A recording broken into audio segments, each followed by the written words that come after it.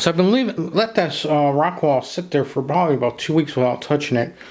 And I realized that it had popped off a little bit here and here. So I just went back over it with some more hot glue.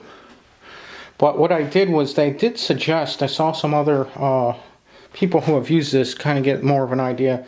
They suggested putting hot glue at the bottom edge of it. So I did that. And since I did that, it's in there. Look at that.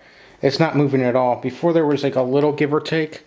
Now there's nothing. It also popped off a little here. So what I did was right at this top edge, I put a bunch of hot glue up in there. And now it's staying pretty good. I'm going to wait probably another week before I even attempt to paint that. And I'm kind of not doing the road striping on this road until I do paint it. But because I have never used that material before, I kind of just want to see if it's going to stay. Like I said, it popped off once, so I want to just make sure it's there. So I did a lot of work on prepping the mountain area. This bridge is going to be somewhere right about here. Coming over. And the road's just going to come right over here. So I built up some foam on top of that. And I really just used scrap foam. The first piece wasn't scrap foam, that was a good piece, but the rest of them are these little scrap pieces because it's just going to be covered up with paper wads and then plaster cloth. So you're not really going to see any of that, it's just going to be there. This little section here, however, I did kind of make a little contour to it. The road is going to go about 1/16 to 1/8 up to that.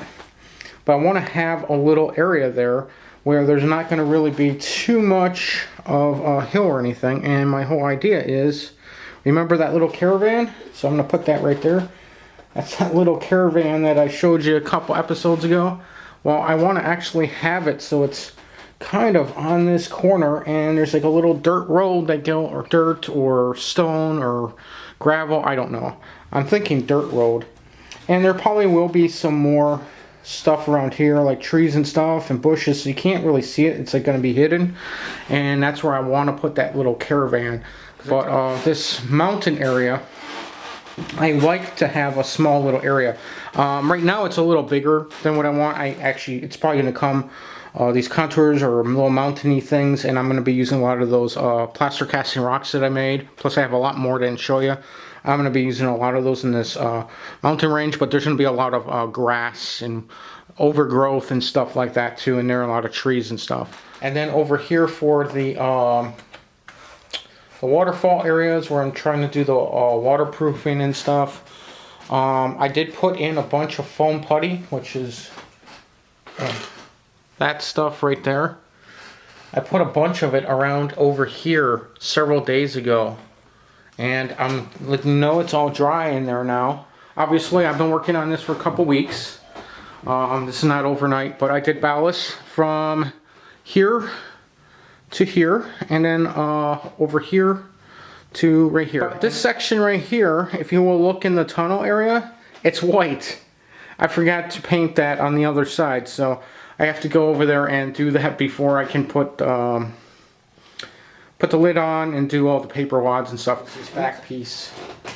And what I want to do is put a support on here with some glue. So what I did is I fit it with my largest engine Silver Streak train, which is the largest of the ones I have, and I did have to cut it quite a bit down. This was the rest of it, so I'm down to this much, and I just want to hot glue this on so when I put that top piece on to do the tunnel, that it has a little something to grip onto.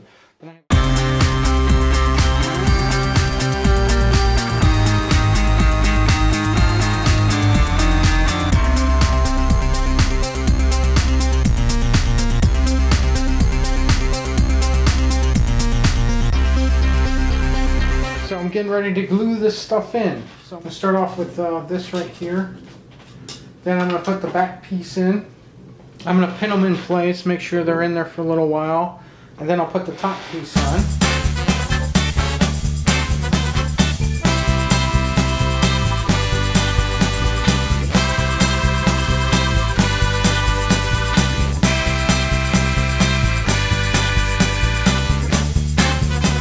Okay guys and gals, It's all glued in, I think. And I'm just gluing together this foam. It's just going to be back here. You're not really going to see it.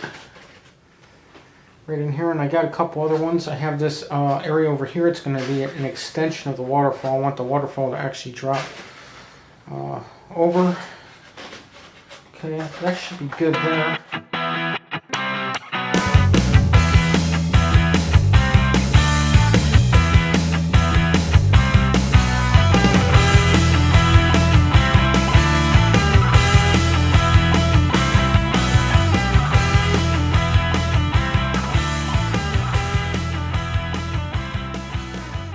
Okay, I got this all foamed up here for supporting newspaper wads, and I'm pretty much ready to go with the newspaper wads. I did put more in here. I know it looks goofy, but you're never going to see that. You're not going to see that at all. So I'm going to have this all taken care of. I do have to trim a little bit more off of this edge here, so I'm not going to be putting any newspaper wads over here right now.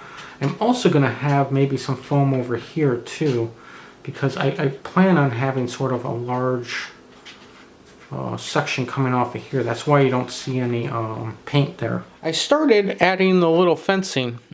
So there is a piece right here. It's very hard to see because it is so tiny. They come in multiple different sizes. So I did paint this fencing material up. So that's a piece. That's a pretty large piece. I actually think it's a little too long, but I did put a piece in there. You see on the bottom edge of the fence there are like little posts. I tried to stick a pin into the layout and then put glue in there, but the problem was I had a hard time lining it up to the holes because it is so tiny that I just basically put glue on the bottom edge of the entire fence and just kind of stuck it there. The kind of glue I use is got a matte finish on it, and I do plan to put a little bit of greenery just right around the fences. You know, maybe a little either static grass or the ground foam, that you know, fine turf ground foam, so it'd cover up any glue that would kind of run over, so you're not really going to see that. So this is the little fence piece that I glued in.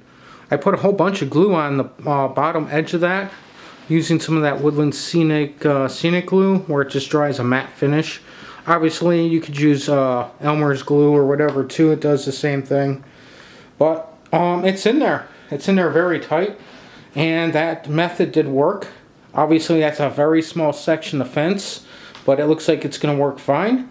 And I'm going to continue that along. This is that whole coal area. I haven't done a lot of work over here this week because I've been working on the mountain and other models, but I'm going to put fencing all along this area. And I have the Just Plug little hub here, and I have a light in there to see like what's the best lighting for this building areas. This here is full blast. Right now I am at full blast. You can see full blast really lights it up, but it really causes a glow. So I get a really good light coming out of the windows right at about this setting. But as you can see, the top of the roof and even the sides where it's painted are glowing. So that's where that light block kit is going to come in handy. I'm currently working on what's called the J.W. Cobbler. I'm trying to finish up this building. And I have used the light block kit for this building. And as you can see, I've added the black to the back of this front piece, which is not yet glued on. The main reason I haven't glued it on yet is was easier to get inside there. I did add the windows to this. And hopefully you can see that. See how you can see there's, well, there are like little window shades printed on the building. So then I have this other half of it, which was the light diffusing film. So this is the diffusing film here, and these are the tint film. And so I have to now put that on in the inside. So that's why I didn't glue that in, because it's a lot easier to get in here and put those in there inside this thing. So I have these for this, and then I have another piece put on for back there, so it has the light block for that. I'll have to do the front. I still haven't put on the window materials for this. I still have the little like shades and stuff over here. Because this whole door front from this building and everything kind of pops out, I'm gonna have it so it doesn't cover the individual windows. I'll just kind of cover the whole front.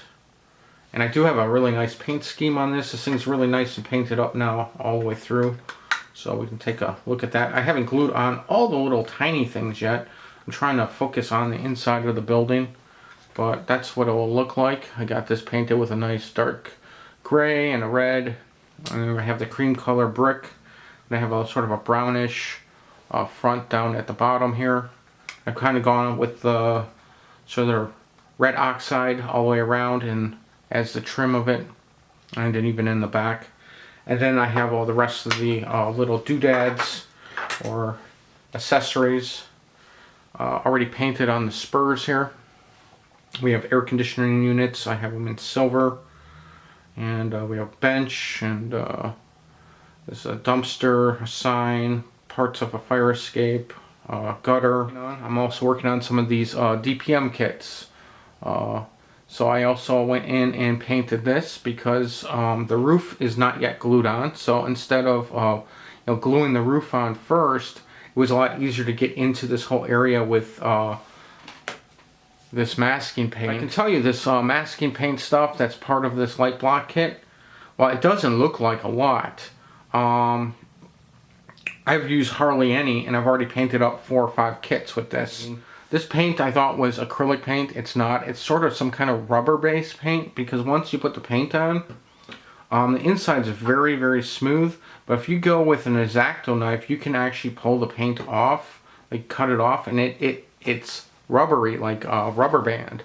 So it's some kind of weird paint. It does have a weird smell to it, but it does wash off with soap and water.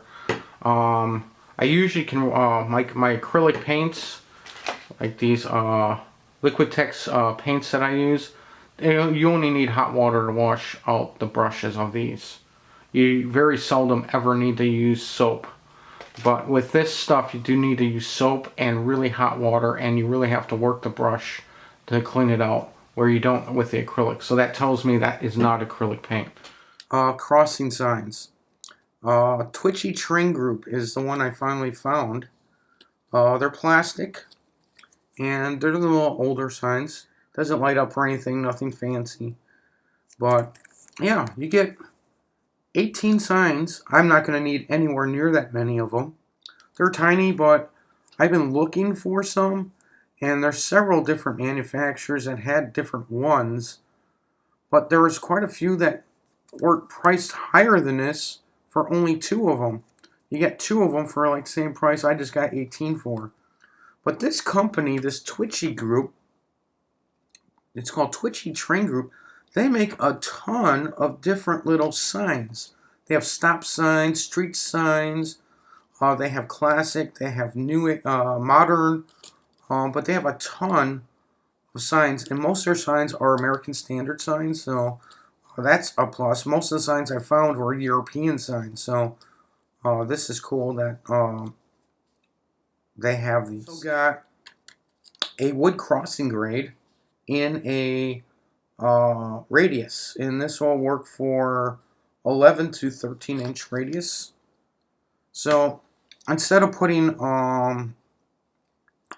plaster over my tracks and then painting in the road, what I'm going to do is I'm going to actually use this wood grade crossing. So I'm going to stain it kind of a dark brown.